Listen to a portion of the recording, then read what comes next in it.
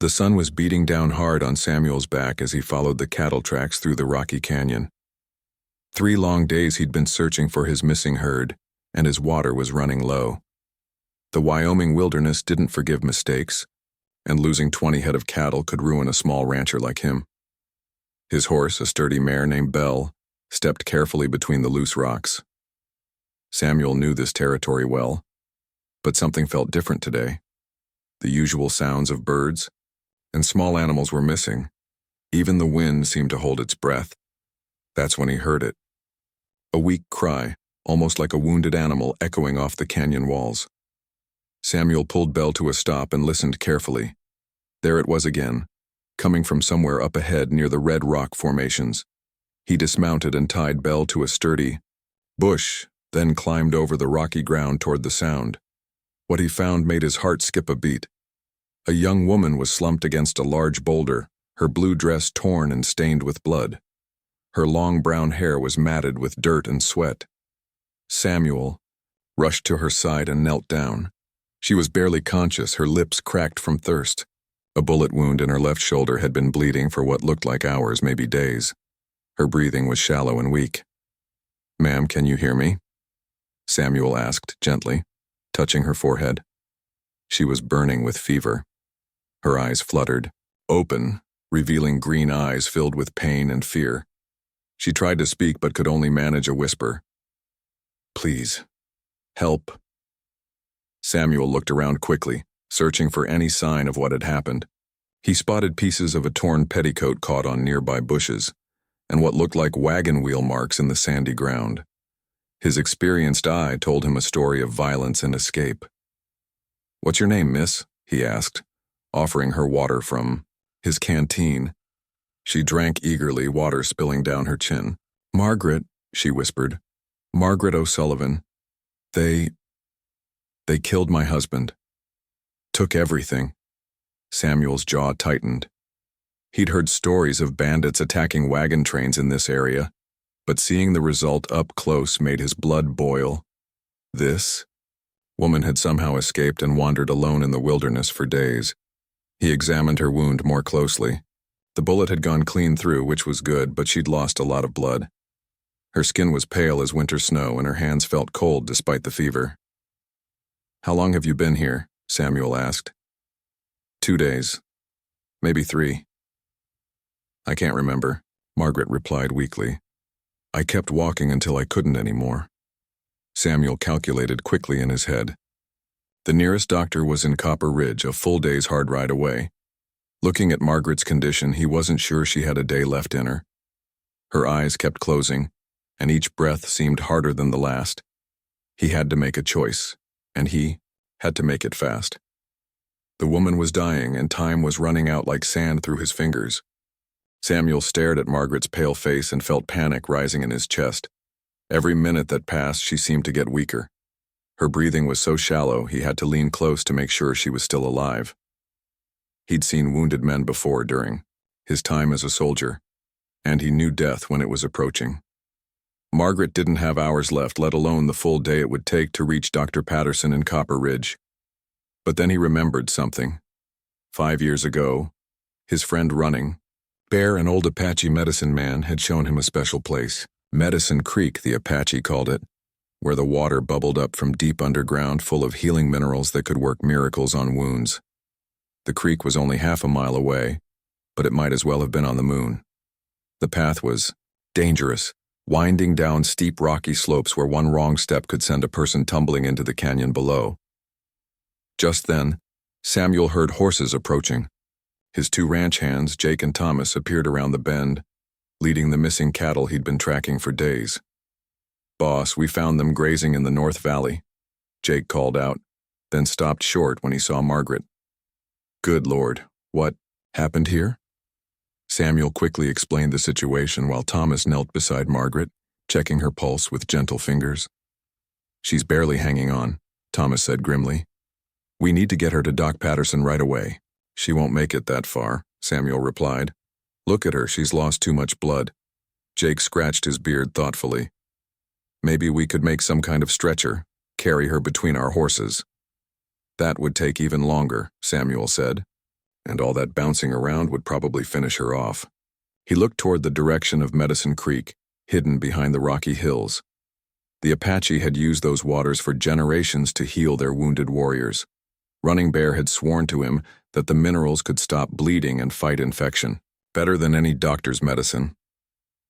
"There's another way," Samuel said slowly. "Medicine Creek is close by. The Apache say its waters can heal wounds." Thomas shook his head immediately. "That's just old Indian superstition, boss. We need real medicine, not magic water." "And how do you propose we get her to real medicine before she dies?" Samuel shot back. Jake looked nervous. "Even if that creek could help, how would you get her there? The path down to Medicine Creek is treacherous enough without carrying a wounded person." Samuel studied Margaret's face. Her lips were turning blue, and her breathing was getting even more shallow. They were running out of time to argue. "I'll carry her," he said simply. Both men stared at him like he'd lost his mind. "Samuel, that's crazy," Thomas said. "You could both end up dead at the bottom of that canyon." "She's going to die anyway if we don't try something," Samuel replied. "At least this way she has a chance." Jake pulled Samuel aside and lowered his voice. "Boss, be practical here. You don't even know this woman. Why risk your life for a stranger?" Samuel looked back at Margaret, who was so still he thought for a moment she might already be gone. Then her chest rose with a tiny breath. "Because it's the right thing to do," he said. "And because I've seen what those healing waters can do." Thomas threw his hat on the ground in frustration. "This is madness. We should at least try to get her partway to town first." But Samuel had already made up his mind. He'd rather die trying to save her than live knowing he'd taken the safe choice and watched her die. Samuel ignored his men's protests and carefully slid his arms under Margaret's still form. She was lighter than he expected, but dead weight was always harder to carry than someone who could help support themselves. "At least let us come with you," Jake pleaded. "No," Samuel said firmly. "Someone needs to drive those cattle back to the ranch and tell Maria what's happening. If we don't make it back by tomorrow morning, ride to Copper Ridge and bring Doc Patterson anyway." Margaret's head rolled against Samuel's shoulder as he stood up. Her skin felt like ice, even though the afternoon sun was blazing hot. The first 100 yards weren't too bad. The ground was relatively flat, with just scattered rocks to step around. But Samuel could already feel the strain in his arms and back. Margaret might be small, but carrying another person for half a mile over rough terrain was going to test every muscle he had.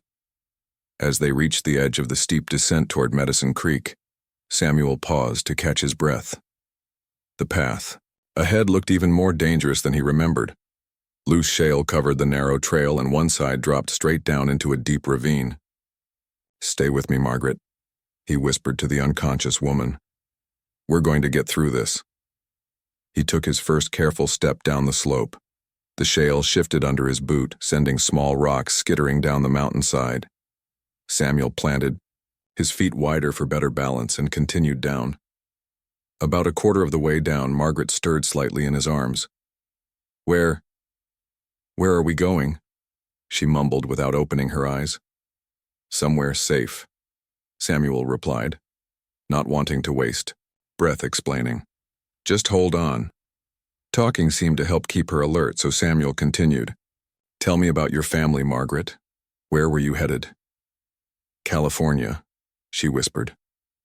"My husband, Robert, wanted to start a farm, said the land was cheap out there." Her voice was so weak Samuel had to strain to hear her. But at least she was conscious. "What happened to your wagon train?" he asked, stepping carefully around a loose boulder. "Bandits came at dawn. They shot Robert first. He was trying to protect the money we'd saved." Tears leaked from her closed eyes. "I hid under our wagon, but they found me anyway. Somehow I got away in the confusion." Samuel's anger flared again, but he forced himself to stay focused on the treacherous path. They were halfway down now, and his arms were burning with fatigue. That's when he heard the low growl. Samuel froze, his heart pounding. About 30 feet ahead, a mountain lion crouched on the path, its yellow eyes fixed on them. The big cat's tail twitched as it decided whether they were prey or threat. Margaret must have sensed his tension because she opened her eyes and saw the predator. She started to gasp, but Samuel whispered urgently, "Don't move. Don't make a sound." The mountain lion stood up slowly, muscles rippling under its tan coat. It was a big male, probably weighing close to 200 pounds. With Margaret in his arms, Samuel couldn't reach the rifle on his back or the pistol at his hip. All he could do was stand perfectly still and hope the cat would lose interest. "Easy there, big fellow," Samuel said in the calmest voice he could manage. "We're not looking for trouble." The mountain lion took one step toward them, then another. Samuel could smell its wild scent on the wind. Margaret whimpered softly, and the cat's ears perked up at the sound. "Shh," Samuel breathed. "Trust me." For what felt like hours but was probably only minutes, man and beast stared at each other. Finally, the mountain lion seemed to decide they weren't worth the effort. It turned and bounded up the rocky slope, disappearing among the boulders. Samuel let out a long breath and continued down the path. His arms were shaking now from both fear and exhaustion, but he could hear water running somewhere ahead. The sound of rushing water grew louder as Samuel stumbled down the last stretch of the rocky path. His legs were shaking with exhaustion, and his arms felt like they were on fire. But there it was, Medicine Creek, flowing crystal clear between smooth stones just like Running Bear had shown him years ago. Samuel carefully lowered Margaret to the grassy bank beside the creek. She was so pale now that her lips looked almost white, and he could barely see her chest moving. The water bubbled up from natural springs deep underground, carrying minerals that made it taste slightly metallic. Samuel had drunk from this creek many times during hunting trips, but he'd never tried its healing powers on a serious wound. "This is going to be cold," Samuel warned Margaret as he gently lifted her again. He waded into the creek until the water reached his knees, then slowly lowered Margaret until the cool water surrounded her body, while he supported her head and shoulders above the surface. The shock of the cold water brought Margaret fully awake for the first time in hours. She gasped, and her green eyes flew open wide. "It's okay," Samuel said quickly. "The water's going to help heal your wound." Margaret looked around, taking in the beautiful canyon walls and the clear stream flowing around them. "Where are we?" "The Apache call this Medicine Creek," Samuel explained, as he carefully cleaned dirt and dried blood from her shoulder wound. "They've been using these waters to heal their people for hundreds of years." The mineral-rich water was already working its magic. The bleeding from Margaret's wound had slowed to almost nothing, and some color was returning to her cheeks as Samuel worked. Margaret told him more about the terrible attack on her wagon train. There had been 15 families traveling together, all hoping to start new lives in California.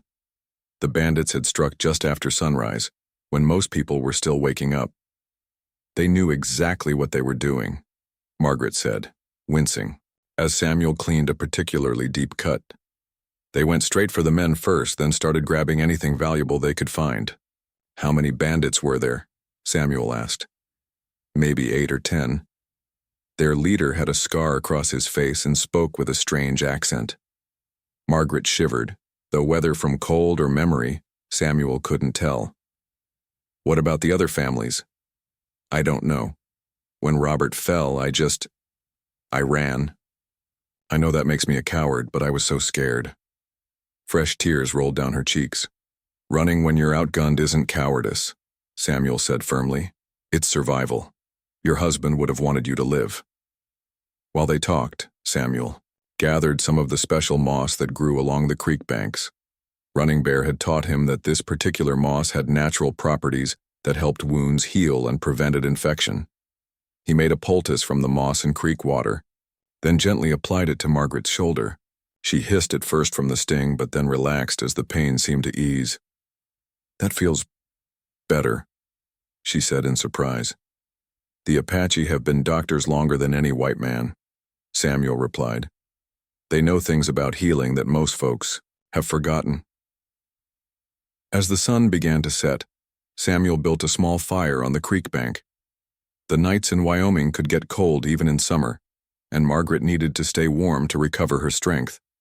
He helped her out of the water and wrapped her in his jacket, then settled beside the fire to keep watch. The creek gurgled peacefully beside them, and somewhere in the distance an owl called to its mate. Why are you helping me? Margaret asked suddenly. You don't even know me. Samuel poked at the fire with a stick, sending sparks up into the darkening sky. My mama always taught me that when you see someone in trouble, you help them. Doesn't matter if they're a stranger. Most men would have just sent for the doctor and hoped for the best. Maybe, Samuel said. But sometimes the best chance isn't the safest one. Margaret studied his weathered face in the firelight. You saved my life today. I won't forget that. Samuel just nodded and added another piece of wood to the fire. Through the long night ahead, he would stay awake to keep watch for predators and make sure the fire didn't die. Margaret was alive. And that's what mattered most. When the first rays of sunlight touched the canyon walls, Samuel was amazed by what he saw. Margaret's color had returned almost to normal, and her breathing was strong and steady. The wound in her shoulder, which had looked so terrible the day before, was already beginning to close. I feel like a different person, Margaret said as she sat up carefully. Whatever magic is in this water, it really works. Samuel helped her to her feet, keeping a careful eye on her balance. She was still weak from blood loss, but the immediate danger had passed. We need to get you back to the ranch where Maria can take proper care of you, Samuel said. Can you walk a little? Margaret took a few tentative steps. Her legs were shaky, but she could manage short distances. Using skills he'd learned from his father, Samuel fashioned a travois from fallen branches and his rope. It was like a sled that could be dragged behind his horse, giving Margaret a smooth ride back up the mountain. The journey back to the ranch took most of the morning, with Samuel walking alongside Belle to make sure the travois didn't hit any rocks or holes. Margaret dozed peacefully, looking more like someone recovering from illness than someone who had nearly died. When they arrived at Samuel's modest ranch house, Maria, his elderly housekeeper, came running out with tears in her eyes. Dios mío. What happened to this poor girl? She exclaimed in her mixture of Spanish and English. Samuel explained everything while Maria fussed over Margaret, checking her wound and feeling her forehead for fever. The Apache waters, they are powerful medicine. Maria nodded approvingly. My grandmother, she knew these things too. Over the next few weeks, Margaret slowly regained her strength under Maria's devoted care. Samuel had given her his own room, while he slept in the barn, wanting her to be comfortable while she healed. As Margaret recovered, she began helping around the ranch. She was good with the chickens and had a talent for cooking that even impressed Maria. Samuel found himself looking forward to meal times, when they would sit together and talk about their lives. Margaret told him about growing up in Ohio, where her father had been a blacksmith. She'd married Robert when she was 19, and they'd dreamed of owning their own land out west. Samuel shared stories about his ranch, how he'd built it up from nothing after his time in the army. He'd been alone for so long that having Margaret's company felt like discovering something he hadn't known he was missing. One evening, as they sat on the porch watching the sunset, Margaret brought up something that had been on both their minds. I should probably try to find the other survivors from my wagon train, she said quietly. Samuel felt his heart sink, though he tried not to show it. Of course. We could ride into Copper Ridge and ask around, see if anyone knows what happened to them. The thing is, Margaret continued, not looking at him, I don't really have anywhere else to go now. Robert and I spent everything we had on that wagon train trip. Samuel turned to face her. You always have a place here, Margaret, for as long as you want to stay. Their eyes met, and something passed between them that made Samuel's pulse quicken. Are you sure? Margaret asked. People might talk about a single woman living on a bachelor's ranch. Let them talk, Samuel said firmly. Besides, maybe you won't be single forever. It took Margaret a moment to understand what he meant, but when she did, a slow smile spread across her face. 6 months later, the little church in Copper Ridge was packed with every rancher, shopkeeper, and settler for 50 miles around. They'd all come to see Samuel Morrison marry Margaret O'Sullivan, the woman he'd carried to the healing waters. Doc Patterson, who had arrived the day after their adventure only to find Margaret already recovering, told everyone who would listen about the miracle at Medicine Creek. The story spread throughout the territory. becoming the kind of tale that people would tell their grandchildren. But for Samuel and Margaret, the real miracle wasn't the healing water. It was finding each other in the vast wilderness and discovering that sometimes the most dangerous choice can lead to the greatest reward. They built a good life together on the ranch, raising cattle and eventually 3 children who grew up hearing the story of how their father carried their mother to safety when hope seemed lost. And every year on their wedding anniversary, Samuel and Margaret would ride back to Medicine Creek, just the 2 of them, to remember the day that changed everything.